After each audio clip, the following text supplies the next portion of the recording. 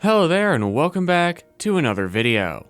In today's video, I'm going to be reviewing the Titan Army P2510S Plus gaming monitor. This monitor is a 24.5-inch 1440p 240Hz monitor with a fast IPS panel and a response time of 1 millisecond, so it's got some pretty solid specs. It generally retails for $299.99, but at the time of writing this script, it seems like it can be snagged on sale for a little under $210, making it a decent price for the specs, assuming there aren't any weird catches. As a quick disclaimer though, Titan Army did send me this monitor free of charge for this review, and I do get to keep this monitor. However, they do not see this video before you do, nor do they get any input on what I say about the monitor. So let's jump right into it with the unboxing of this gaming monitor. What I'm really looking for here is whether or not the packaging is designed in a way that makes it easy to get the monitor out of the box without risking damaging the panel. Well-designed packaging like this has become a lot more common in the past several years, but I do remember a time when it was a little trickier to unbox certain monitors, so let's see how this goes. After opening the box, the styrofoam can be slid out, and all of the monitor's accessories can be removed from the top. I did a terrible job of filming them, but you get the two pieces for the stand, as well as a power cord, power brick, DisplayPort cable that's about 1 meter long, and then there's a pack with instructions and display calibration information. The bottom of the stand can be attached to the main pole of the stand with a simple thumb screw, and then the top piece of styrofoam can be removed. This reveals the panel, which itself lives in a foam bag that can be a little tricky to get off, but once it's removed, it's easy to snap the stand into place on the back of the monitor and then lift the whole assembly up. While speaking of the stand, it's also worth noting that this monitor is VESA mountable, so if you want to use a monitor arm, you absolutely can. Though, as I'll get to in a minute, the included stand with this monitor is one of the better stands I've seen a monitor have, and so you might not actually even need an arm to get the adjustments that you want. So now that this monitor's out of the box, let's check out its physical construction.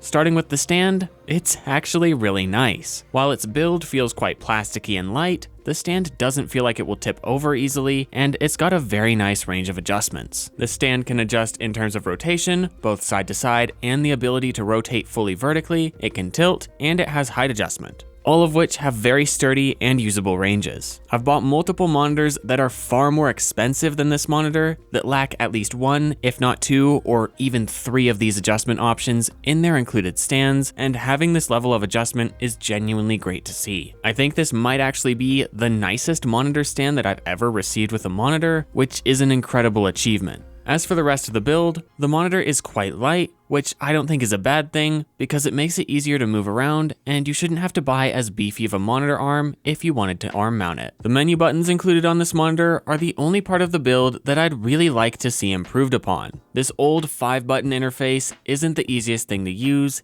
and a little joystick or navigation nipple, as some people call them, would be so much nicer. Moving on to some of the other features of this monitor, let's talk about its input ports. This monitor sports 2 HDMI 2.0 ports and 2 DisplayPort 1.4 ports, giving quite a nice range of input options. While the HDMI ports aren't 2.1 and therefore can't support the full 240Hz this monitor can do at 1440p, the 2 display ports can. If this monitor was the centerpiece of your gaming station, it would be easy to connect a gaming PC, multiple consoles, and maybe even a laptop dock for work, all without weird adapters or any video switches. And this versatility is really nice to have. Otherwise, this monitor has ports for its power input, as well as a 3.5mm audio output jack. Now, one last thing before I get the monitor powered up and give my thoughts on one of the most important things, that being the image quality, let's check out the calibration documentation that came with the monitor. I really appreciate the inclusion of this information, and while I'm no display calibration expert, I can say that this information looks quite comprehensive as well as quite positive for this monitor in terms of its performance. Of course, this information is specific to my monitor on a serial number basis, so if you buy one, yours will probably be slightly different, but I would expect that there shouldn't be too much variation across different units. And with that done, let's test out this monitor. Now, I don't specialize in monitor reviews, so I'm doing my best here, and the way that I've tried to do that is by just genuinely using this monitor for several games. I've also consumed some content on it and used it for some web browsing to get a good idea of how text rendering on it works. I'm excited to see how games look on this panel because with a 1440p resolution on only a 24.5-inch panel,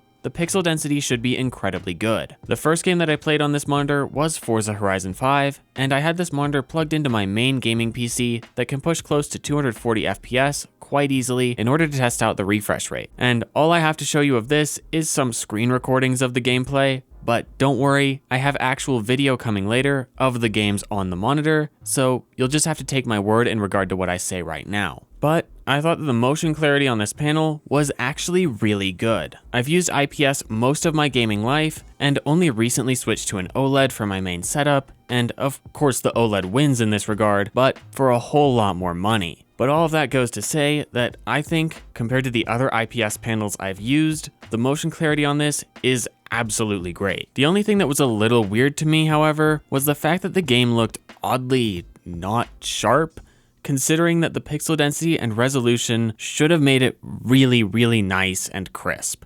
I later found out that this was a Windows scaling issue, as the scaling was set to 125% by default, and after switching it to 100% and messing with the sharpness setting on the monitor, everything started looking great again. Moving on to speaking on the colors of this display, they were really nice. My OLED has really nice colors on it as well, but when switching to this display, I didn't find myself thinking that the colors were dull or off at all. I genuinely thought that they looked great, and actually, they were better than some of the more expensive IPS panels that I've had before. I also tested this monitor out in Far Cry 6 to give an idea of how it performs in a first-person shooter game. I didn't test it in something like Valorant or Counter-Strike because I suck at those games and wouldn't be able to provide much commentary on how playing them felt on this monitor because I don't play them. But I can say that in Far Cry, the high refresh rate and nice motion clarity that this monitor offers made it really easy to hit shots and have a lot of fun playing this game. So yeah, this monitor is doing really solidly so far. And before I give you some video footage of me playing on this monitor and showing some content on it, let's check out its backlight bleed.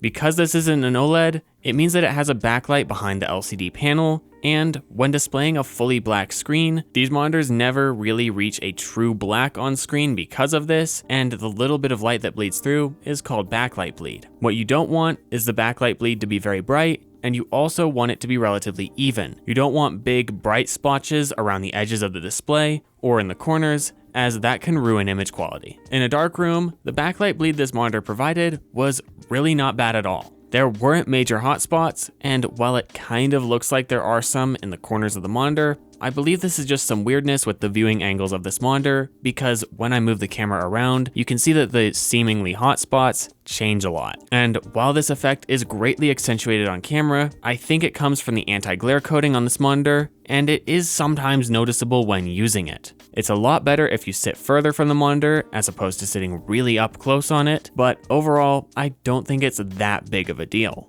Plus, it's been a while since I've daily driven a non-glossy panel on either my desktop or my laptop, and so maybe this is just a me problem and I've unacclimated from anti-glare coatings. But I figured that it was worth noting. Other reviews of this monitor don't mention it as an issue, and it's also not that hard to get used to and just not notice. Anyway, I think it's about time that you all have a look at this monitor with some actual content on it. I have a few notes before that though, and those are that filming monitors is hard, so not everything looks perfect. And if you have any tips on this, please give them to me in the comments below. Also, my camera records at 24 frames per second, so you're not going to be able to tell that this is a high refresh rate monitor at all, and don't write off its motion clarity either because of that. Finally, I grabbed some nice footage online to test the monitor out in a well-lit setup. The footage still looked great, even with my filming lights pointed directly at the monitor, and the monitor was plenty bright. It was very close to its max brightness in these shots, but again,